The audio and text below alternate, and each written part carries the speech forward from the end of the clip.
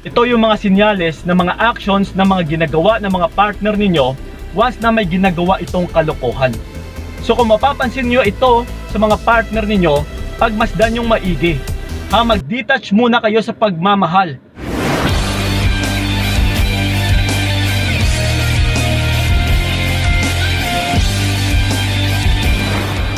Yon, what's up? Ayan, kamusta mga utol? And then welcome sa video na ito. So in advance, Merry Christmas sa inyong lahat dyan. So stay safe lang mga utol. And then yun nga, mag-enjoy ang lahat sa araw ng Pasko. And then sa ngayon, I'm sure na sobrang busy na rin yung lahat. Then marami ng occasions, may mga Christmas parties na kung ano-ano pa dyan. Okay? So ganun pa man, mag-enjoy lang yung lahat utol. So ito, dagdagan na naman natin ang inyong mga kaalaman. Kasi ito, ang magiging topic natin sa video na ito is actions na nag-cheat yung lalaki.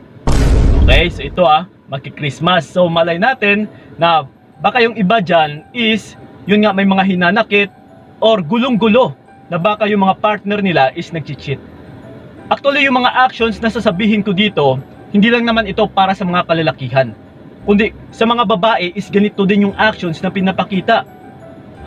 Halos karamihan is ito yung common na ginagawa ng mga partner ninyo o reactions na mapapansin nyo rin talaga na may pagkakaiba sa mga kilos nila.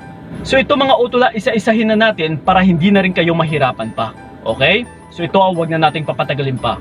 Unang-una, galit palagi sa'yo. Yes. Ito mga utol.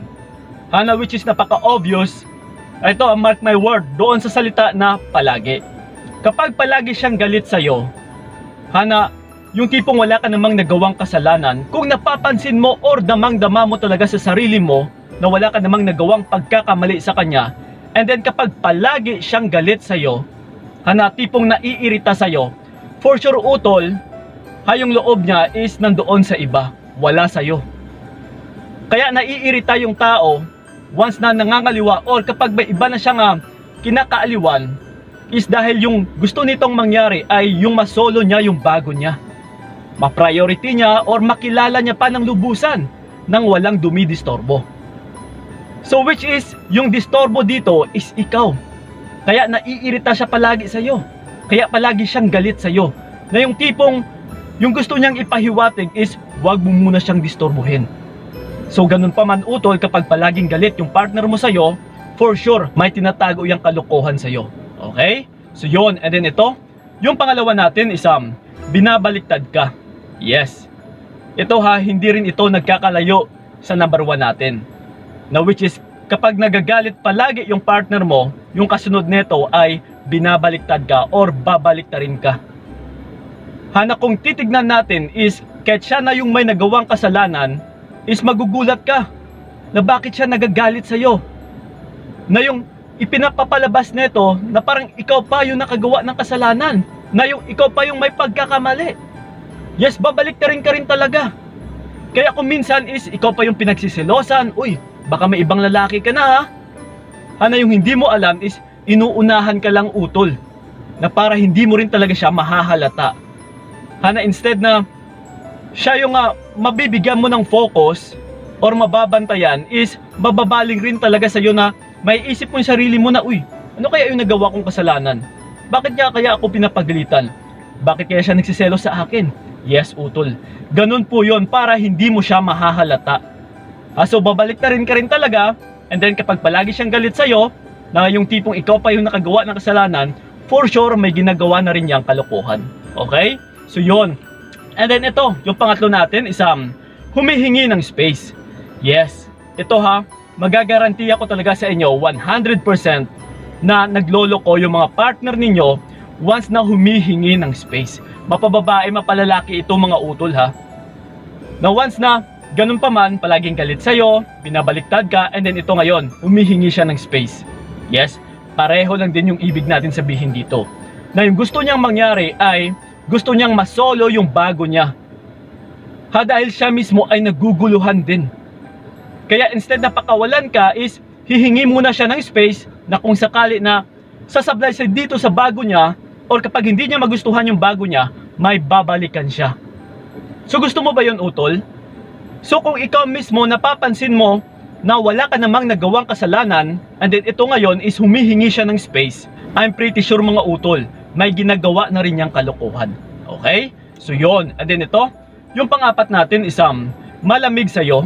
Yes, malamig. Lalong-lalo na sa araw ngayon, no? Nakapalapit na yung Pasko, which is baka mas lalo kang manlalamig kasi solong-solo mo yung sarili mo. So ganun pa man utol, yung partner mong lalaki kapag nanlalamig sa'yo, na kung napapansin mo is parang wala siyang gana, lalong-lalo na pagdating sa tsuktsakan or kahit sa halikan man lang, na yung tipong hindi ka inaasam-asam sa paghalik, for sure itong mga utol na may ginagawa na rin itong kalokohan. Yes, kasi wala naman tayong ibang dahilan kung bakit man lamig talaga yung mga partner natin, di ba? So, isa lang din yung ibig sabihin niyan. Once na nanlalamig yung mga partner natin or yung mga partner ninyo, like I said din kanina utol, yung loob niya kasi is nandoon sa bago niya. Wala sa'yo. Kaya kung ikaw, instead na mang-iinit siya sa'yo is the more pa itong nanlalamig. Na like for example, kung nakahiga kayo sa kama and then tumatalikod siya na hindi ka ginagalaw, nako, magduda ka na rin. Okay? So yon. And then ito, yung panglima natin is conscious sa appearance. Yes. Ito mga utol, once na yung mga partner ninyo, kapag napapansin nyo na parang conscious siya sa kanyang appearance o sa physical niya na anyo, na kung ano yung meron sa ngayon sa itsura niya, na palagi nilang tumitingin sa salamin, palaging nagpapagwapo, palaging nagpo-post ng my day, ng sarili niya, ng selfie pic niya, yung tipong nagpapapansin na parang may pinupormahan or nagpapapogi utol. So kung ganun pa man kasi ito once na nandyan ka na may partner na siya, kung kontento na ito sa'yo na ikaw lang din talaga yung mamahalin niya panghabang buhay, ito kahit papangit pa yung itsura ng lalaki, is makukontento na ito utol, na kahit ganun pa yung itsura niya, yung importante kasi is nandyan ka na. So kapag ito ngayon na parang napapansin mo na hindi naman ito yung karaniwan na palagi niyang ginagawa, na palagi na siyang nagpapapogi, yes, magduda ka na rin utol kasi for sure may pinopormahan yan. Okay? So yun. And then ito, yung panghuli natin is password or may password ang cellphone. Yes. Ito kapag yung dati or yung nakasanayan ninyo is hindi niya naman nilalagyan ng password yung kanyang cellphone, and then ito ngayon, boom, bigyan niyang nilagyan ng password na hindi niya malang sinasabi sa iyo kung ano yung password na nakalagay. Okay? So, isa lang din yung ibig sabihin niyan utol, may tinatago yan sa iyo or may iniiwas yan sa iyo. Kasi ganun pa man, once na nag-i-inlovean kayong dalawa or magkasintahan na kayong dalawa, dapat open kayo sa bawat isa. Kasi dito nyo mapapakita sa bawat isa na mapagkatiwalaan kayo. Na which is lahat ng bagay is pwede niyang ipagkatiwala rin sa iyo or pwede mo ring ipagkatiwala sa kanya. So ganun po yung dapat.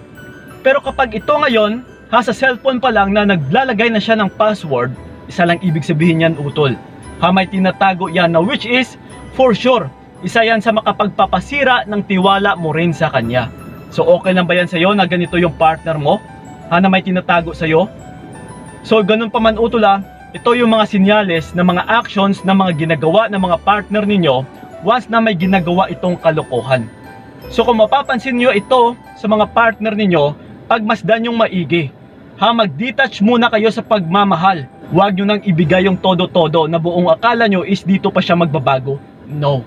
Okay? So mas mainam mong gawin, self-preservation, mag-detach, pagmasdan ng maigi, and then kumuha ng buwelo na kung sa pagkakataon man na magkaroon ka na ng ebidensya, alam mo na yung dapat mong gawin para kahit paano is hindi ka na rin ganun pa na masyadong masaktan. Okay? So ng mga utol, sana ay nakatulong talaga yung video na ito. So ingat kayo God bless and babush! So ganun pa man mga utol maligayang Pasko sa inyong lahat dyan. Okay? Stay strong lang!